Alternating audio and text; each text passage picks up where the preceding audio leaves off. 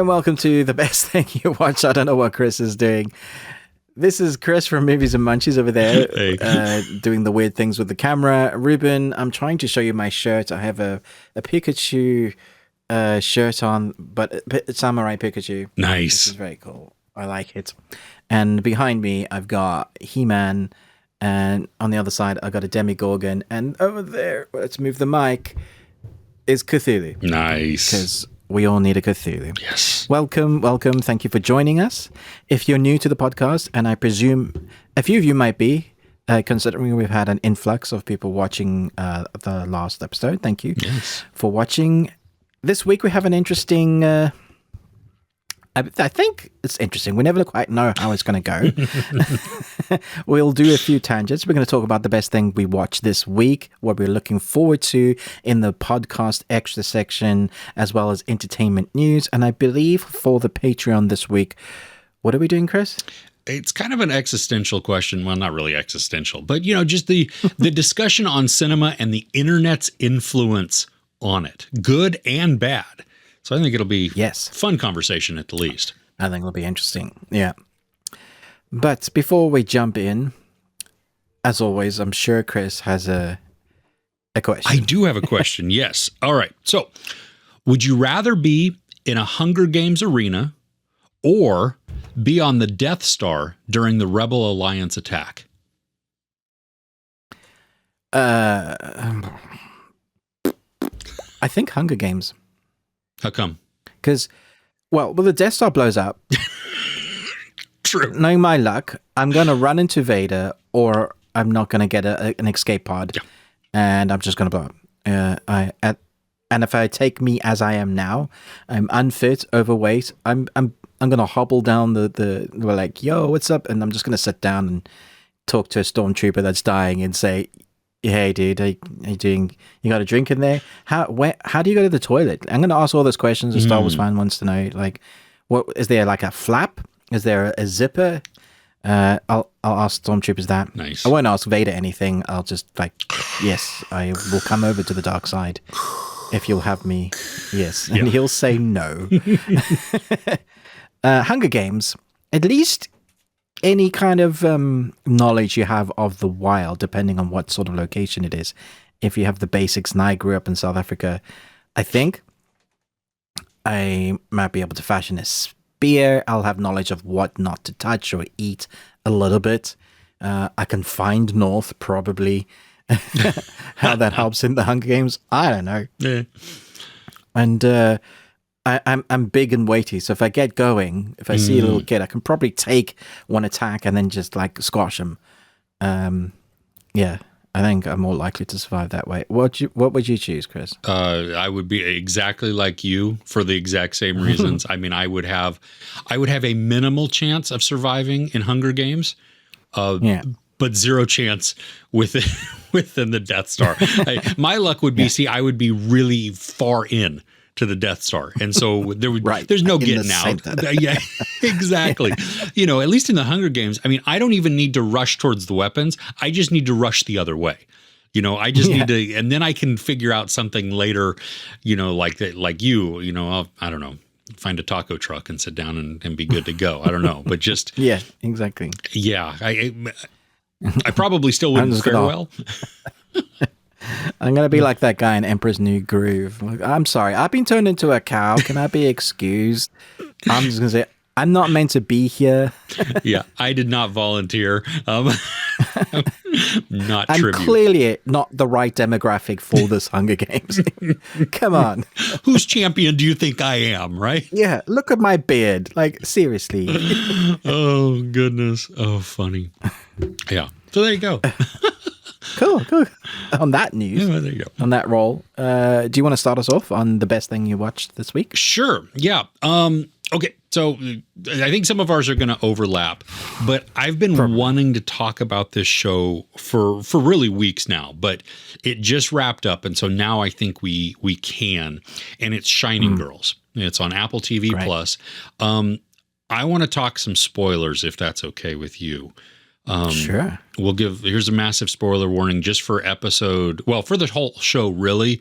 But more so, I really want to focus in on the finale. Sure. so there you go. Spoiler warning. So Elizabeth Moss, Jamie Bell, Wagner Moura, I mean, killing it. Just doing a wonderful job in this show.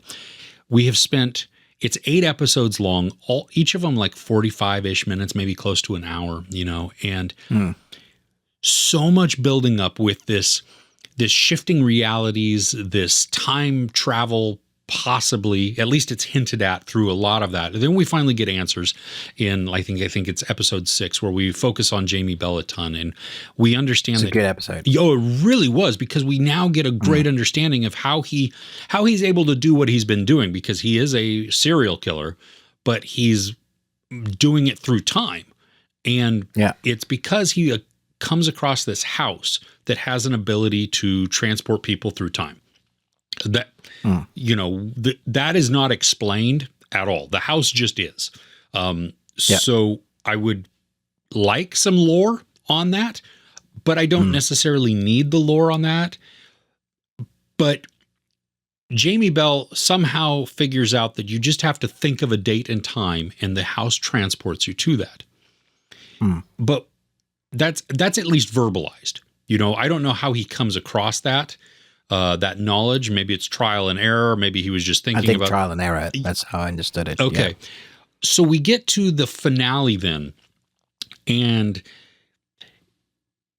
Elizabeth Moss she's gotten a clue. She's gotten an address, and she finds out where this house is, and she goes.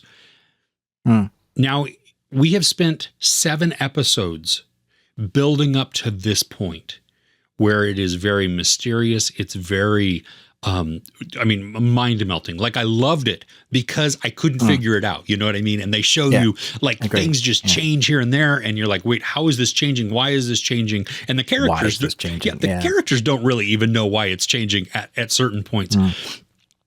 So we get to the end, and we see that Kate Moss has gone back into the past.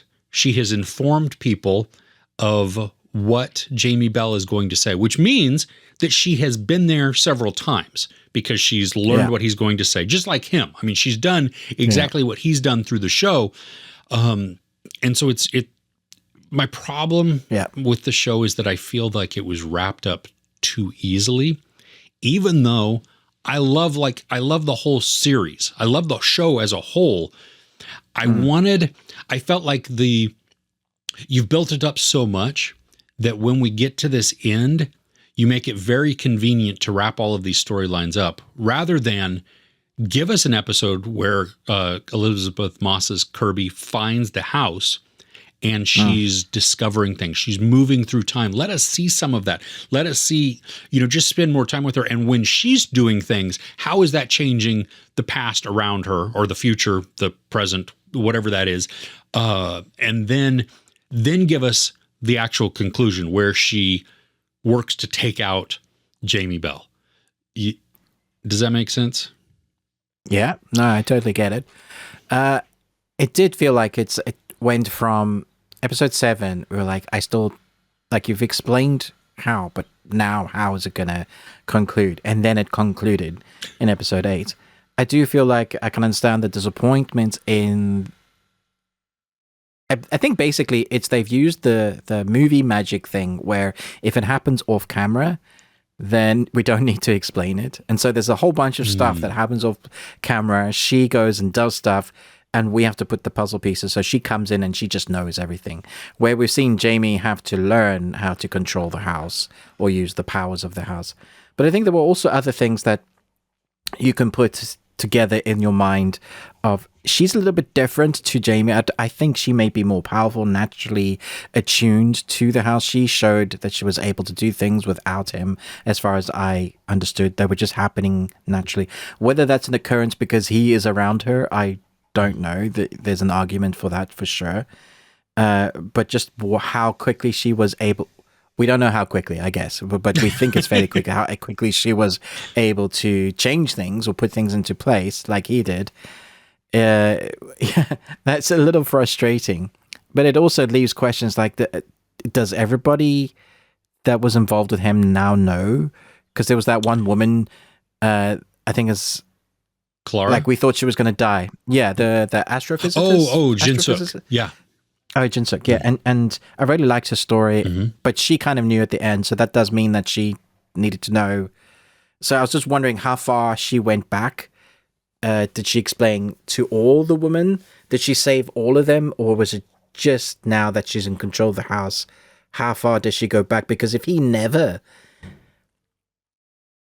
entered the house, or never gets to, even though he has the memories of all of that, and then you see when she meets him and his whole uniform changes. Yeah. He goes from being in the army to now I'm just a civilian. None of that ever happened. Does that mean they're all saved? That's how I took it, because she then did something that we don't see before that to prevent him from even going into the military, which then sets him off on a different trajectory. See, that makes it even more frustrating. They needed to show us a quick flash of just women in consecutive, like this person's alive, this person's alive, this person's alive. All those people, it could have been split screen with the two lives of him killing her and them alive. And then like that one fading out and that one being, it would have been a really nice way just to show us. Because here we are talking about it, trying to decipher it.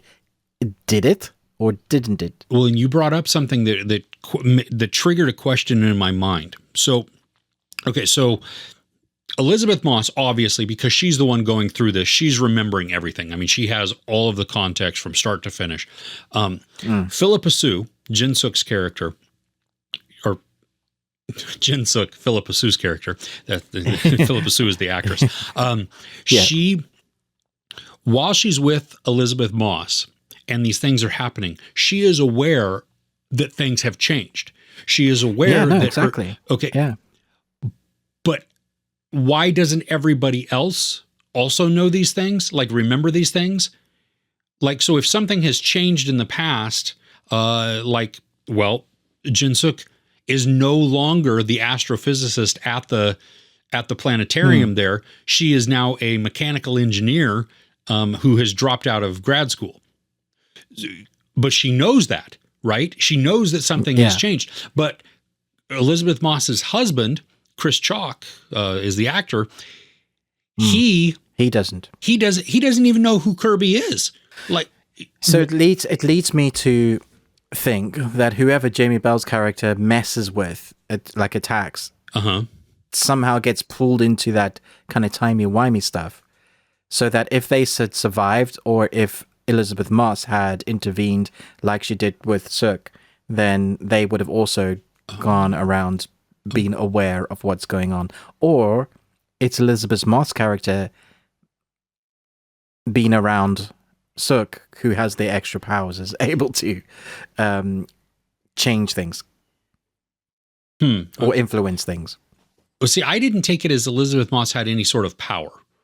I only took it as I did, yeah. Okay, Weird. yeah. See, I took it as really the house is changing or changing things. Oh, but no, I guess not. Well, no, because they both had power, because even his friend was unable to go to different times. Sure. Well, so it's there's something in you. Yeah, that the house doesn't react to. Yeah. Okay. I mean, I can see that. Then that is sort of a power there, but I don't know, because it becomes a weird like just question in my mind of what do you remember and what are the rules for remembering or knowing that something has changed, you know? I mean, and I kind of like the idea that it's, if Jamie Bell as the instigator, say, has affected them, then now they're pulled into that changing timeline and are aware of it, versus somebody like Chris Chalk, who was married to Elizabeth Moss, then isn't married to Elizabeth Moss, and he has no clue because he wasn't actually attacked. But brain working now, Wagner Moura's character should remember at the end when Elizabeth Moss goes to the bar and sees Dan. She's like, do you remember me? And he's like, no, he doesn't have any memory of her. So because he was attacked by Jamie Bell, he should also have at least some sort of memory that something was changed or that he was at least stabbed and now he's not dead. But if she's reset everything, does that reset everything? So from the very beginning, in that way, then even Jin Suk doesn't have any memory of any of this happening. Okay. Yeah, because we don't see her. So well, we do see her. Don't we see her at the just at the planetarium, just giving her a presentation or something? Yeah. Okay, we see her at the planetarium, but do we know? Does she know? There, at the end. Oh no, that's a great question. Maybe you're right there. Yeah, that it because Elizabeth Moss resets it from the very beginning, and Jamie Bell's character is never allowed to murder anybody, in the future. Effectively, she's rewound time to the beginning. Only she knows because she's in the house. Correct. Yeah. Huh. Yeah. I don't know. Well, if you've watched Shining Girls, what are your thoughts and theories on it? I mean, I would love to hear some of these too. Share those with us. I think there's more to be uncovered in this. Totally. I think we could watch it again and come up with a totally different theory. It's definitely one of those. Yeah, I rewatched episode 8, the final episode. I watched it after I did my review of episode 7, and then watched it again before I did my review, so that because I felt like I was probably missing something. But I think now, going back from the very beginning, since I've seen the whole thing, maybe I will get we'll pick up different nuances. You could watch it in one as well, because you've been watching weekly. True. It'd be interesting to see like a long movie with a few breaks, whether the continuation, because sometimes you forget little bit things that they might have mentioned or shown. You connect those puzzle pieces. Very true. Very true. Yeah. So, I mean, definitely, I think the series is worth watching. It's excellent. I was bummed a little bit by the conveniences that happen. Just the questions that I feel, kind of like you said, happens off camera, so we don't have to show it, and we're just gonna. We don't have to explain it. Yeah, exactly. And I would have liked that, given the amount of time that they spent prior to these resolutions, but overall, though, still definitely a well done series. I mean, it's beautiful to look at, and it's certainly one of those that is going to mess with your head. So, yeah, I enjoy those. They make you think a little bit. Yeah. All right, what's on your list? It's one I haven't reviewed yet because I haven't finished it. So there are 8 episodes. It's on Epix. I got the screeners to it, and I'm 6 episodes in, and I'm loving it. It's very good. It's called Billy the Kid. It's an epic romantic adventure based on the life of Billy the Kid, from the humble Irish roots and his early days as a cowboy and gunslinger in the American frontier to his pivotal role in the Lincoln County War and beyond. First off, the actor that plays Billy the Kid in a way I haven't seen before. And I think that's because it's a very human story. It's a very, very sad story, where I've seen Billy the Kid in films like Young Guns 1 and 2, and various other like incarnations. So they've always been films, and they've always been, he was this outlaw, really, really quick on the gun draw, one of the best ever in the West. This time around, we start in the first couple of episodes going backwards and forwards in time.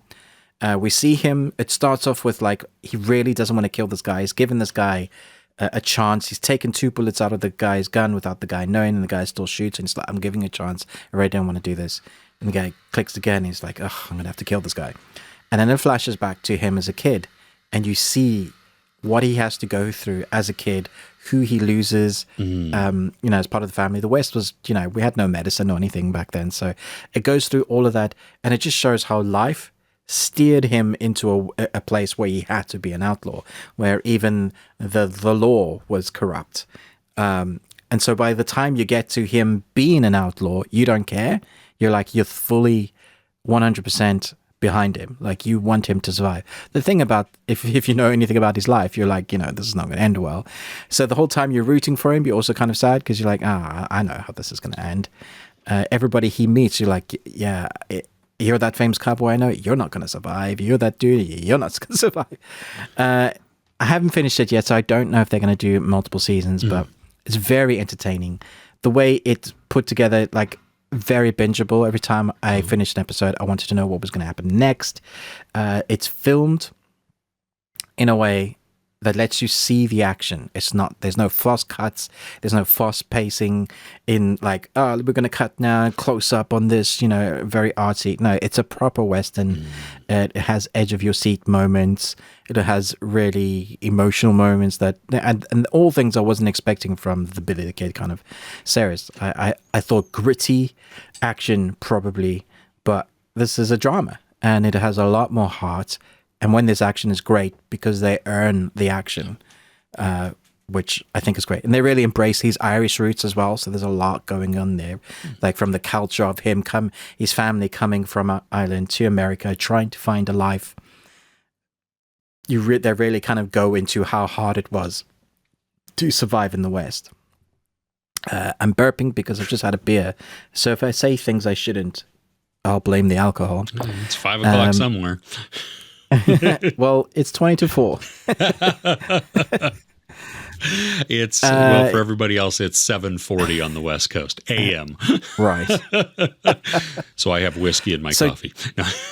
Nice. Yes. That's a good one for a cold, I think. Whiskey in the coffee. Absolutely. Talking about whiskey, they drink a lot of whiskey in the West. Yeah. And everybody drowns their sorrows. They celebrate with whiskey. They commiserate with whiskey. They drink whiskey. When you ask for a drink at the bar, if you ask for like dark, can I have a glass of milk? Though you're going to get beat up. You're going to get thrown out. It does also have those classic moments. You want to see Billy do amazing shootouts, like really fast. His skill. You see all the gambling. He was kind of a card shark as well. And then there was like those love interests that he had. But you actually care about his character and those that he interacts with. And I think that was the biggest surprise for me. One that a lot of people probably don't know about because I don't know that many people watch Epic's stuff. Like, I just don't hear about this channel being talked about much. But they are coming up with some really cool original content. From is one that we talked about a few weeks back, which I believe is their original. Yeah. Whether it answers some questions in season 2, I don't know, but it certainly was entertaining. I did watch an original film from them, which I haven't even reviewed because it was pants. So not everything is great. It was pants, British colloquial term for bad. I love that. But yeah, I love mega Western, and this is like, you like Western, you're going to get a story as well. Now, do they paint him as the hero, or is he kind of an anti-hero? Yeah, I would say he's an anti-hero. There's a story in here where there is a reporter that he befriends. This reporter is trying to write an article on the ring of these people, like the top 1% controlling everything.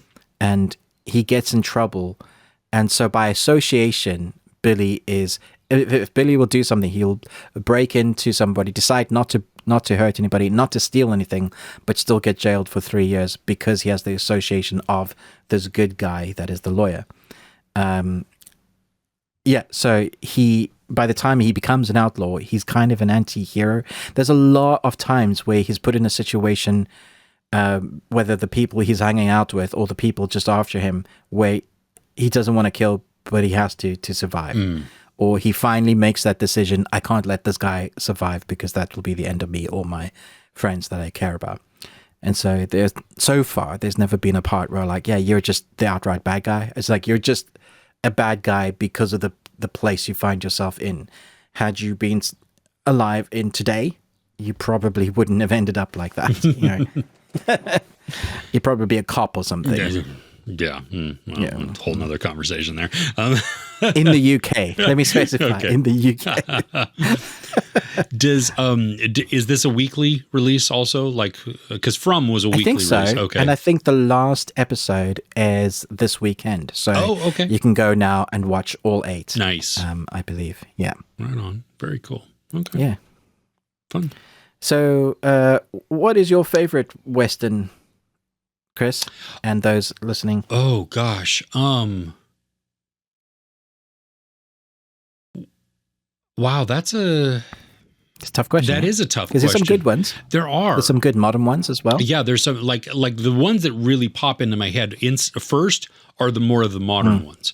So, Yeah. I mean, Young Guns 2, that instantly popped into my head just because we're also talking about Lily Kid. I'll make you famous. Talking about, you know, but 310 to Yuma and it's great. Yeah, True Grit, and see all of these. I'm thinking now. Oh, and even Magnificent Seven. All the ones in my head are all of the modern versions of those movies. You know, so but there's. Gosh. Yeah, I'd go Unforgiven, which is really good. Tombstone's probably up there. Is one of my favorite. Yeah. Val Kilmer as Doc is just sublime. Yeah. Yeah, he eats up every scene. Oh, goodness. Yeah. Yeah. I'll be your Huckleberry. Yeah. I'm trying to think. Tough question. Yeah, it really is. I mean, because you think about it, there are actually quite a few that. Yeah, we haven't even started on the John Wayne ones. Yeah, or I mean, Clint Eastwood with his spaghetti westerns, you know, and just the good, the bad, and the ugly. Yeah, you'd be stoned for not saying that. Yeah, you know, or Blazing Saddles. Yeah, you know? Blazing Saddles is amazing. Even 2 is great. Yeah. So, oh goodness. Well, we've given enough there. Let us know your kind of top 3 westerns. There's been a few series that haven't been great, but see if you can find a trailer for a series called Briscoe County Jr. Man, isn't that that was it's a comedy, right? Yeah, it's a comedy western. Yeah, I used to love watching that. Who is it? Obviously, we had Zorro as well. Oh my gosh, yeah. See, yeah, we could go down a rabbit hole. There's so many, of just so many westerns there. That's okay. Well. We'll have to do a podcast special just on westerns. Yeah, that would be fun. Yeah. Okay. Yeah. All right. What's next on your list? And next is, and this one may be on your list, but The Boys, Amazon Prime's series. The 3rd season dropped this week. You and I believe, both had access to all of the episodes. And I didn't actually. I was expecting all of them. I got the 5. And then they said, yeah, we're going to send them now. Now I'm getting them weekly. So I've seen 5. I'm waiting for 6 and 7 this week. Okay. So don't tell me about the end yet. I'm not going to talk about, I don't want to talk about really about any spoilers necessarily. Just because I'm not sure how many people have actually had a chance to watch it yet. This though is, I mean, it continues with its satire and its social commentary. You know, I think it does that really well. It is hyper violent. I mean, it is insane at the amount of violence that they do and the ways that they find to kill people. It's just I didn't see one kill coming. I did like, well, that's not something you see every day. Yeah, are you talking about in episode 1? I think I was talking about Kimiko that might be later. Episode 4, maybe? Oh, I don't even... Kimiko has a fight sequence where she gets sent on a mission before they are allowed to find out where there is a certain weapon.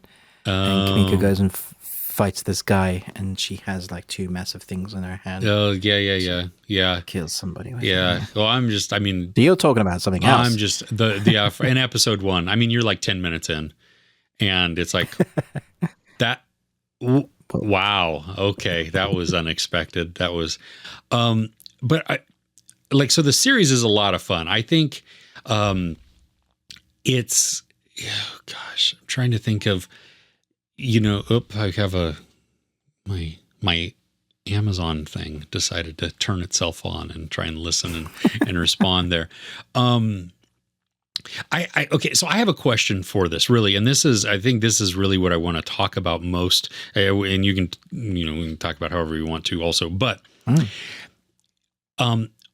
can you be anti-woke? Because we know that there is a large portion of people who are anti-woke. I mean, they use woke as an insult, as a put down. Yeah. So can you be anti-woke and still watch The Boys? Because here's my thing. The Boys is one of the wokest shows I've ever seen. I mean, well, okay, explain what you mean by that, because I think some people were like, woke means this, woke means that. Okay, so it is anti-racism, it is anti-right wing, it is pro-gay, it is anti-alpha male syndrome.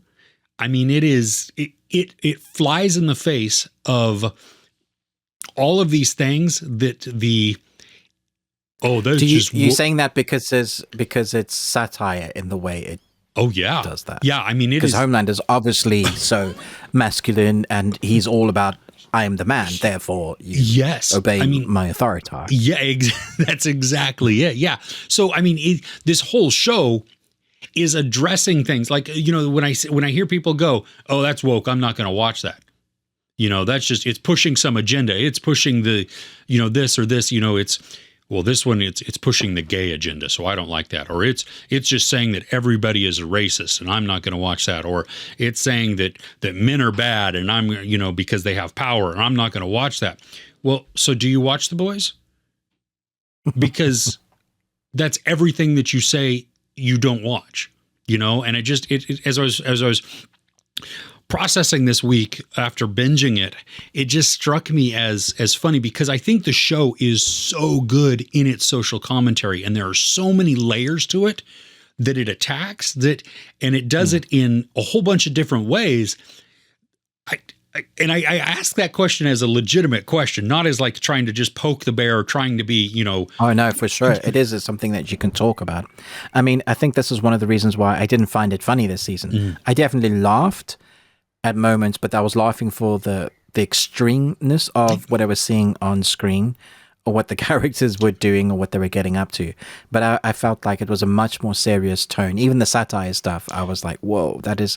And possibly because I was like, you're hitting the nail on the head, like 100%. The reflection back at oneself, like what's happening in the media, what's happening in our countries, our world, the representation that's not representation still.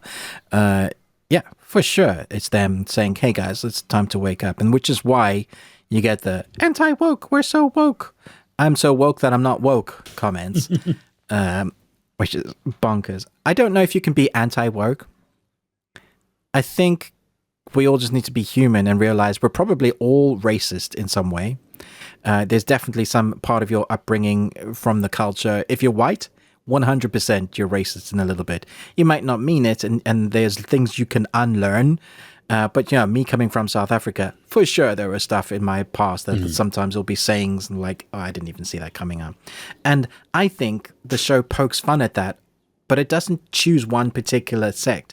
It chooses everything. So like Ricky Gervais's comedy, no one is safe. Yeah. And I think the show balances that really well.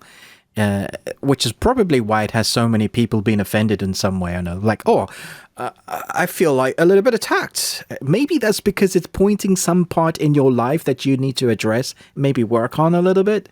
If you felt like, oh, I'm not so sure about that. I don't think that's right that they should be doing that with that skin color. Did they really want to show two women kissing? Oh, but now she's kissing a man. What the, you know. If that's getting your back up and your hairs are standing up in the back of your neck, time to get your racist card out and say, I'm just going to write this one down. I've been given the yellow card because I've said this. And I might get a red card next time if I say this. Or not actually get past my understanding that all humans have blood and it's red, regardless of your skin color or your sexual orientation or your politics. We're all just human. We have one life. And that is how Ruben sees it. Thank you for attending my TED Talk. You asked that question on purpose. You knew I would say something like that. No. I mean, it's just because it really it baffles me sometimes. I mean, just from a cultural standpoint, and not a nationalistic cultural standpoint, but just as a media consumption culture, that there's still so much toxicity that bubbles forward and up to the top. So much. Given, and I think maybe it's more prevalent. I would think that it would be going away faster, but because the world is becoming smaller because of our connectedness, our technology, our exposure to different cultures, our ability to see things from other cultures. Through Netflix or through these streaming platforms, from movies and shows from all over the world, we get to see glimpses into people's lives and the way this people group lives and this people group lives and how it differs and everything else. But I think what that also does is it brings forth even more the out of the woodwork, the people that you really shouldn't talk. You should be just quiet for a little bit and self-reflect and understand why you are not the best and your race is not the best just because you think it is. I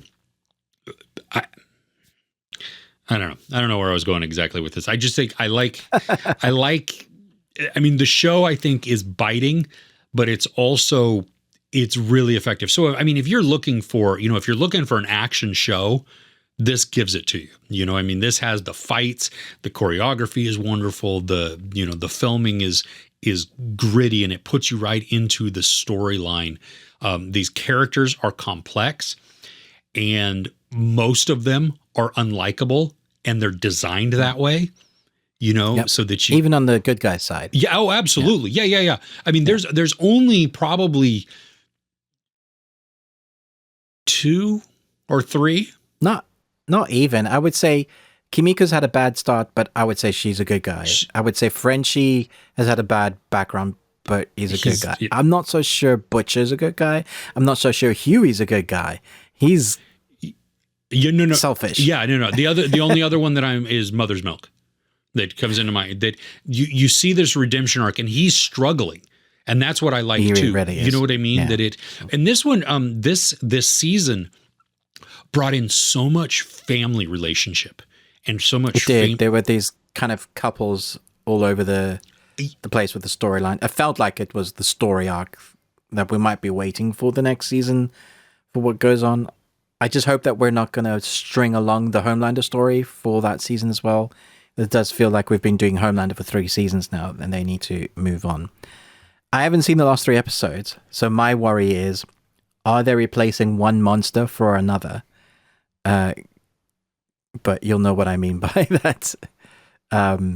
Yeah. Yeah. It's... I talked about in my review, like the paternal relationship, but really it goes larger than that. I think if you think paternal in the traditional sense of how it used to be, where father is protector type of thing, but you take out father, you take out the gender part of that. And so you have a relationship where one is a protector over the other. And sometimes how that struggle is where the one being protected doesn't think that they need to be protected or that they should be the protector. You know what I mean? And so you have this power struggle within there that's not necessarily antagonistic, but it's out of a desire to take care of the other person and how that affects and how that really works within the relationship. It causes a lot of conflict. And for the story, there's some good story tension there.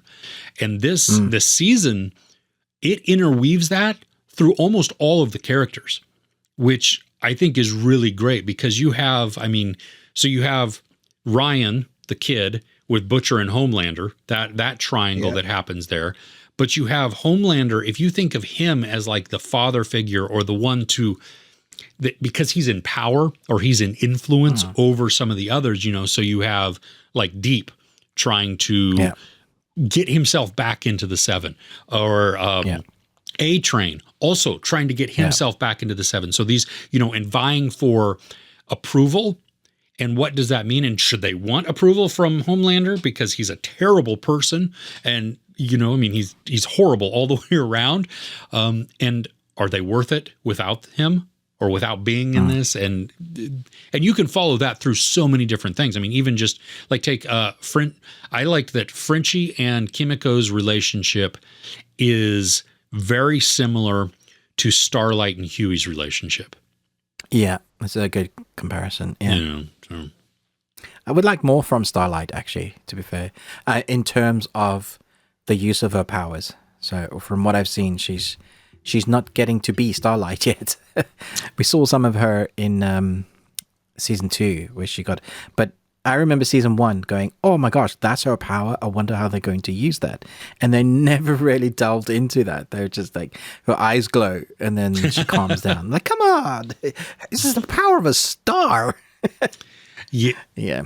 Anyway. Yeah. So it is worth checking out. And yeah. Okay. There. Word's done for this. Yeah. Word's done. Okay. So we, on both our channels recently, we've been reviewing some Indian content. Last week we did RRR, Rise, Roar, Revolt. And I thoroughly enjoyed that. I thought it was a good film. And off the back of that, fun enough, I think we were both thinking, should I dabble a little bit more further? And we both did KGF because that's been like the film that everybody's been talking about in the comments. Watch KGF, watch KGF, watch KGF, watch KGF. So I watched it. I didn't like it. Sorry. I feel like it reminds me of when the Dutch angle became popular and it was in everybody's film. And then now we've got fade to black and quick editing that like the Transformers. I'm just like, no. I do feel like number 2 is better. Okay. It still has all the same issues. Fade to black, Dutch, well, not Dutch angles, but fade to black, quick editing. But it has some action scenes that, like, my jaw was like, whoa. And the cinematography throughout both films is something that Hollywood on a lot of films could take a few cues from. Like, beautifully shot, wonderful lighting, fantastic moody. They're both fantastic music videos, like 3-hour-long music videos, because they're all slow-mo and there's an amount of different music in them. Okay, so I reviewed those 2, didn't like them. Apparently it's about culture and it's not for the whole population of the world. It's just particular certain cultures. Fine, I'll let you have that if that's the case. Maybe shouldn't be available to everyone around the world. Why did Amazon, if that's actually the case, I don't think they were thinking that. I could argue about that till we're blue in the face as to why that's not the reason. A film is, a film can be bad and other people can have different perspectives. Fine. Here's an interesting, I guess, an opposite way of thinking, and again with the culture. I watched another Indian film and thoroughly loved it. Like, I thought it was great. It's ridiculous, over the top, silly, but it's Die Hard in a mall. And like you've got me. They have a couple of dance things that changes the tone and does have sudden change tones. Like, it's really humorous and then it's really dark. And so you do kind of go, well, okay, what's happening here then? But the action, they don't fast cut away. You get to see all of the choreography. There is going to be that epic slow motion like we saw in RRR. But it's Die Hard, like Bruce Willis. Think Bruce Willis doing slow-mo, all his action scenes, but more hand-to-hand combat as well. And I haven't said what the film is, have I? No, I know what it is, though. You know what it is? Do. Do you want to tell the people what it is? It's called Beast. Yes. And it's fun. So you thoroughly enjoyed this one, right? Loved it. Okay. I haven't. And everybody else tells me it's awful. That's what I was going to say. That I haven't seen it yet, but everybody in the comments, they're like, stay away from this movie, but check out this movie. Don't watch this movie. I'm like, well, that's okay. Well, I mean, that's the reason why I checked out KGF Chapter 1 is because everybody in the comments was like, you need to see this movie. It's like, okay, cool. I don't know. I asked for recommendations, so I got recommendations. So I, checked it out. Now I'm really wary of what they're recommending now, Chris. It's funny. I mean, I might give Beast a chance because I have it on my, it's on my list to watch at some point.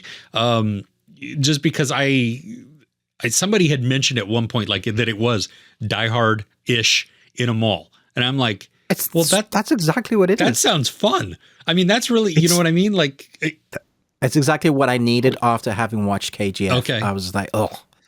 And then I watched this and I was, oh my goodness, this is what I wanted. There's this hero. He's not part of the special forces team anymore because of something that has happened. You care about him. You feel sorry for him. But he also is the most plain looking dude compared to like the people we see in KGF. He's not like buff. He's just like an everyday sort of cop dude. Okay. Kind of like Bruce Willis was, with receding hairline and his white tank top. This guy, but when he fights, man, he's violent and brutal and funny at the same time. Oh, really? I really want you to watch it to see if you enjoy it, because it is silly, it is stupid, but it's fun. Yeah. But see, and that's okay. I mean, right? That's what I mean. These movies have their place to put a smile on our face, to make it just enjoyable to watch. I mean, there have been plenty of times where we've gone to the movie and we're like, well, that was really actually as a story goes, it was bad. It was not a good movie, and yet I thoroughly enjoyed myself and I had a lot of fun. And this is exactly why I want some escapism. I mean, Avatar, it's not a great story, but it's the highest grossing film of all time. There's a reason why people enjoy these escapism adventure films. Yeah. I want it to entertain me. So, okay. Well, I will check it out then. You'll have to tell me. Like, were you high when you were watching this, or maybe you'll love it. I don't know. Oh, well, that'll be fun. Okay. Well, that's good. So, what's next on your list? Lightsabers. Okay. Yeah. Let's do it. So Obi-Wan Kenobi, I know that the show is polarizing to people. Like, they're just kind of, they're like either not having it totally. People are very close to this character, so I'm not surprised. Yeah. And that's okay. I mean, I understand, and you can totally not like a series. That's totally fine. But I think you also need to allow the people that do enjoy it to enjoy it. And not try and shame them. How dare you enjoy it? Yeah, Obi-Wan. exactly. Yeah. You know what I mean? Yeah. But like we talked about last week on our podcast, we spent a great deal of time talking about something we weren't going to talk about, which was Obi-Wan Kenobi. And so I guess this week we will talk about it. We'll talk about it a little bit. Yes. So, I mean, we brought up, the fact that I was surprised that there wasn't a lightsaber fight. The lightsaber, we saw it, but it never came out, at least for Obi-Wan. I mean, the Inquisitors had theirs, but that was it. And, we speculated that, well, maybe they're waiting until it's the showdown between Darth Vader and Obi-Wan, because that would be awesome. I didn't expect that to come so soon. I didn't. No. Spoilers. Sorry. I guess that the Darth Vader is in this episode. If you're talking about Obi-Wan, I think it's a given. It's going to be spoilers, because the episode is aired. It's really hard to do an individual episode review and not talk about specific plot moments. Yeah. So this, I mean, the only thing that I really cared about within this, I mean, I like the Leia and Ben. Or Obi-Wan relationship that we're seeing. I think it's really good. It's being redemptive for Obi-Wan. But the big thing was with Darth Vader watching him walk through this town, and we know he's drawing out Obi-Wan. That he's tormenting people just with fear. He starts to kill somebody because he knows that Obi-Wan is good and can't allow that to happen, to save himself, that he's going to reveal himself at some point. Your feelings betray you, Master Obi-Wan. That's exactly what I heard in my head. Well, and how great is it that we have James Earl Jones voicing? Oh, man. You can't not do Vader without... If he's alive, which is great, that he is, then... Please get him. Yeah, they need to start recording every bit of words ever. Seriously, with him, because he's getting up there in age. But going back to Vader walking, I mean, we finally you see the cinematography in this episode was so wonderful, because it's happening at night when we have Darth Vader chasing Obi-Wan. And so you just will see the glow of red and then the glow of blue. And sometimes I loved it. My favorite scenes, I think, were when they pulled so far back and you just see them just tiny walking along, from really far away, and you see the blue and the red just. I do think they made his chest lights a bit too bright this time around, because when I saw it, I did want to go beep boop boop boop boop boop, because it looked like a video game. But yeah, it looked so great at night. Well, see, you figure though, brutal. His lights are fresh still right now. You know what I mean? That's true. That's fair. He's got the new suit. He's got the shiny butt. Exactly. It's been buffed up. Yeah. Okay. That's fair enough. I think we also forget that he is a torso, totally third degree burns. and should 100% be dead. Yes. And the combination between this suit and the Force, the dark side, is what's keeping him alive, which is why he uses the Force all the time to do probably everyday things that like most soldiers and whatever, and he can't run really. It's like a robotic suit, you know. He moves, but he moves with the Force, and he moves, and his Force's powers are strong, obviously. And then the juxtaposition of that is Obi-Wan is a broken man. He hasn't used the Force for 10 years, whether he cut himself off purposely because of what he believes he's responsible. Because we get that one line, like, what have you become? And what does he say? What was it? I am what you made me? Is that what he said? I am what you made me. Yeah.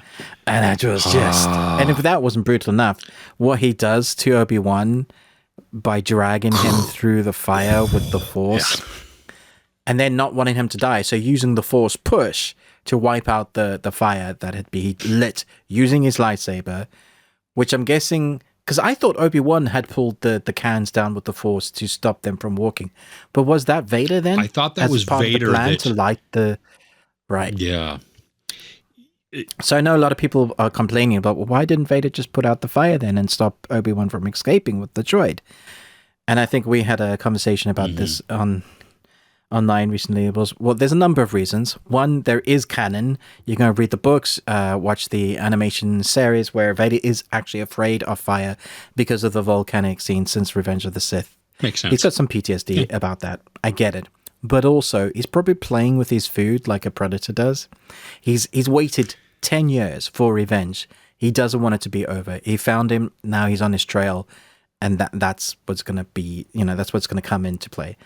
I can't help but being a little bit disappointed with the fight scene. I get why it wasn't a duel. It was more just a beatdown. Obi-Wan doesn't have any skills. I mean, he has skills, but he's just in fear. He's in flight mode. Yeah. He's not using the Force. His skills, whatever. And he's old. He's 10 years older. Not that much older, just 10 years. So it's...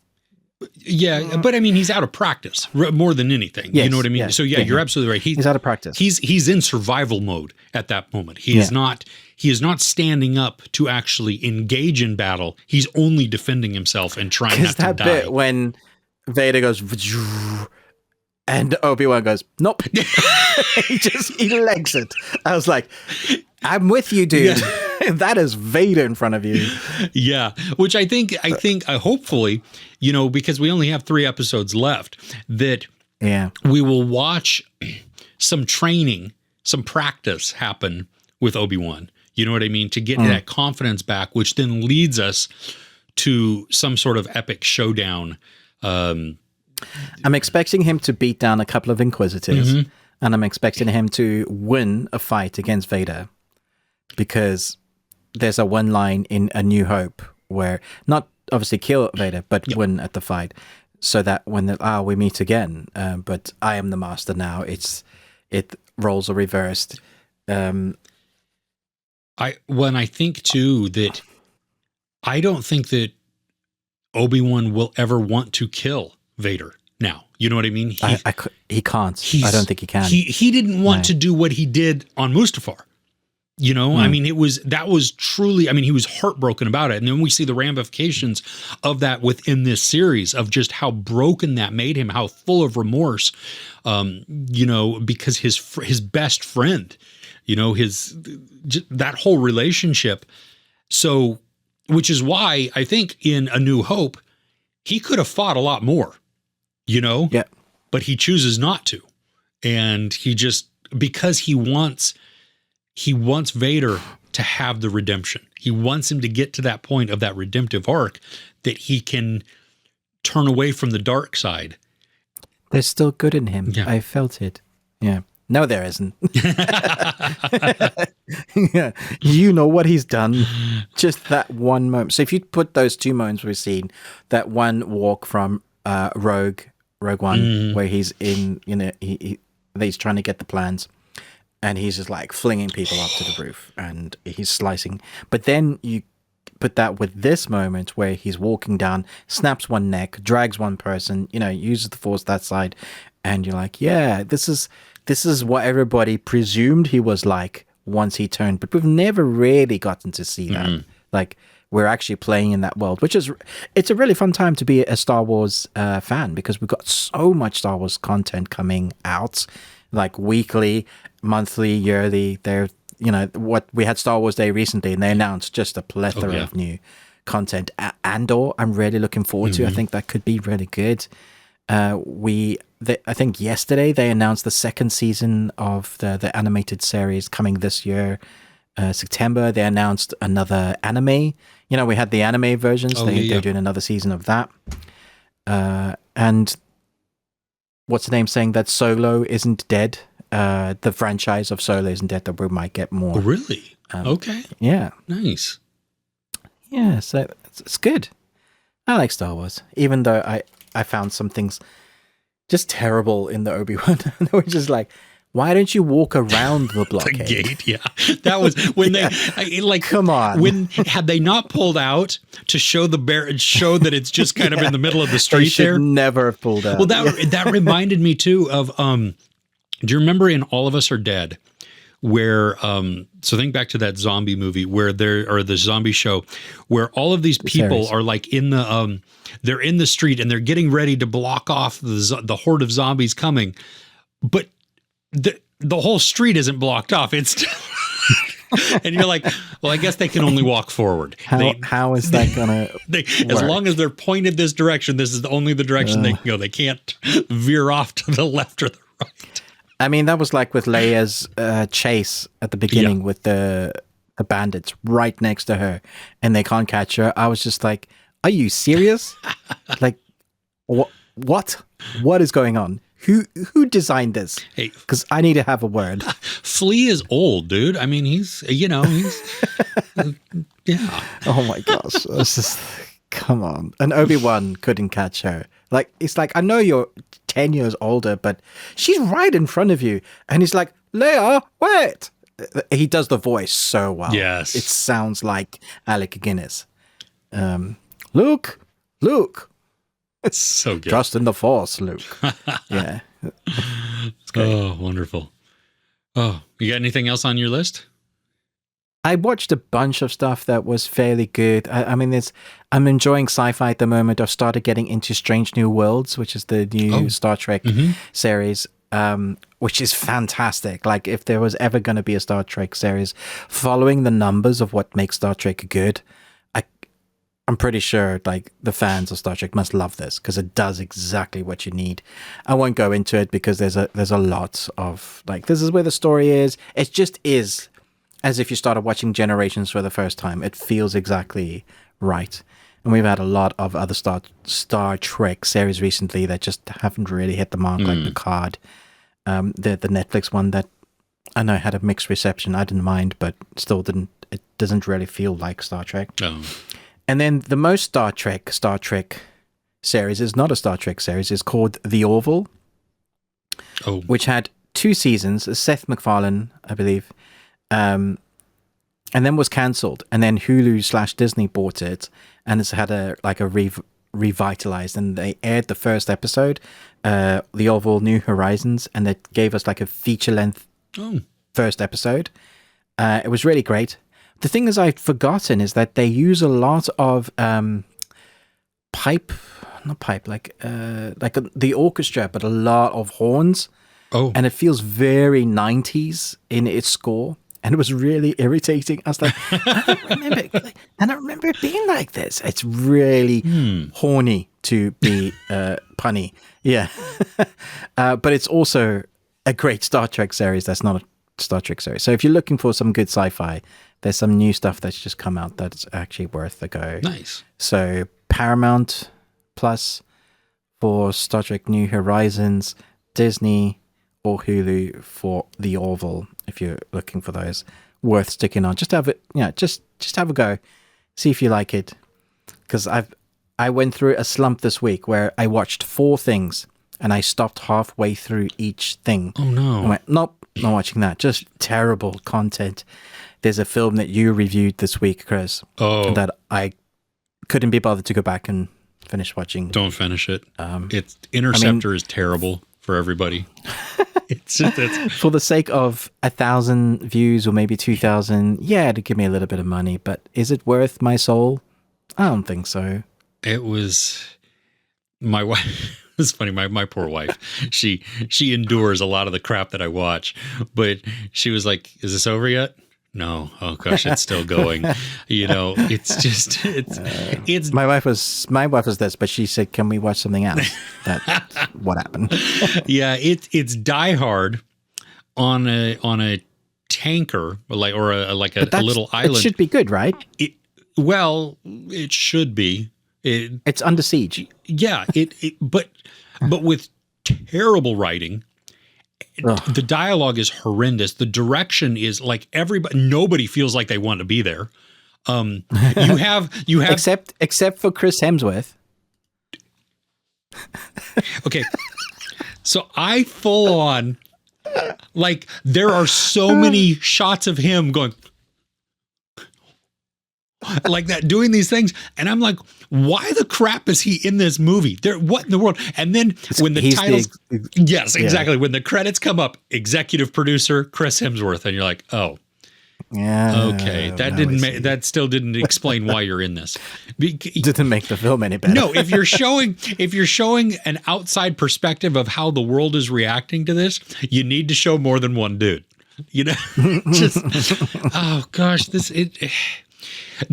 some of the fight sequences were good though. Okay, I appreciated also that they did not use quick cutaways. That a lot of the fight choreography, I mean, that they stayed, the camera followed the fight. You got to see it. It was fairly brutal. Yeah, so I'm glad for that. That was good. I mean, I listed a couple of positives within my thing. The score I thought was pretty good. I thought it was too loud at times, and it might be a little over dramatic, but it was still good. I think I was also trying to find things that were positive. Trying to find something to be happy about. Yeah, but you have like there's this barricade that comes down between the control room and the rest of the thing. And our protagonist is inside and she won't let the antagonist in. And Luke Bracey, who's the antagonist, he's on the outside. Half the time he looks bored.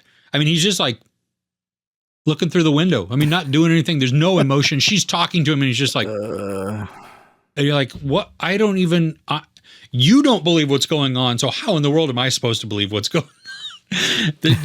And it didn't embrace some of the ridiculousness. It tried to, like, because you have this pillar thing out in the middle of the ocean, and it's probably 4 or 5 stories up from the where the control thing is to the ocean surface. And, yeah, the little ninja dude that came in from the floor. Yeah, well, I don't know. How did he get there? He climbed in somehow. There was a ladder or something, but there's no ladder. That's nonsense. Yeah, but 2 people fell from that thing and hit the water. You're breaking a leg. You die. That's dead. And there's a time limit towards the end where it's only like 4 minutes. And she's in the water, has to get up. And I know we're talking spoilers because I just don't care. This movie is trash. but she has to get from the surface of the water all the way up to the top, to the actual platform, to be able to launch these missiles. And she can only use one arm because she has been shot in one arm. So she has to do this like on the monkey bar type things, going but only using one arm. And it's like, this is ridiculous. Just you climbing up would take more than 4 minutes. I mean, it's so high and the thing is sinking. So it is getting a little lower as it goes along, but come on.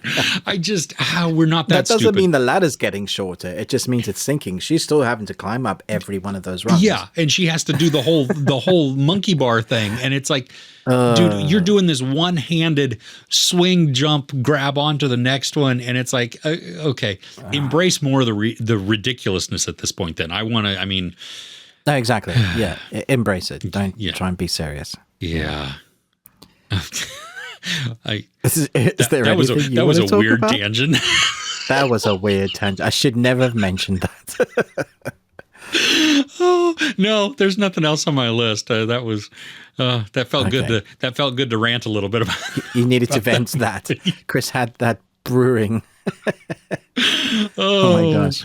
Oh goodness. Well, hey, thanks for sticking with us. Always you can comment us in the comments. That's where you would comment. But tell us some of the best things that you watched this week. We would love to hear what you're watching, what's on your viewing schedule, because that's how we get some of the recommendations. They may not always be top of the list for us to check out right at that moment, but they do. I mean, that's how I watched KGF. People said, "Hey, you should watch this." That's how I watched RRR. We watch these different things, so we appreciate those. Yeah. Yeah. Do we? Oh, totally. No, I love the recommendations. Now the content may not be awesome, and that's okay. Because we all we don't always see eye to eye on every single thing, which makes the beauty of cinema and discussion. Because it's amazing you're allowed to have different opinions. I know. I love it. I love being able to disagree and to point out the reasons why we like something or you like something and I didn't like something, whatever. That's okay. And we can be friends and have fun. And so we welcome your comments as well. Like, share, subscribe. Ruben with the Ruby Tuesday. Me, Chris, with Movies and Munchies. Check out our Patreon at patreon.com/thebeardedones. New content this week is going up, a discussion on the internet's influence on cinema and the pros and cons of that. You can always tweet at us at Best We Watched. And don't forget also the extended version, the full audio of this podcast is available wherever you happen to listen to your podcasts. And if you are listening on that, please rate and review us. We would really appreciate that. If you've never listened to us on the full audio podcast, we've linked it in the descriptions below. So you can just quickly and easily find that and go back and even listen to some of the other nonsense that we get up to in that. But we really appreciate you watching, your time spent with us. With that, we'll see you next week.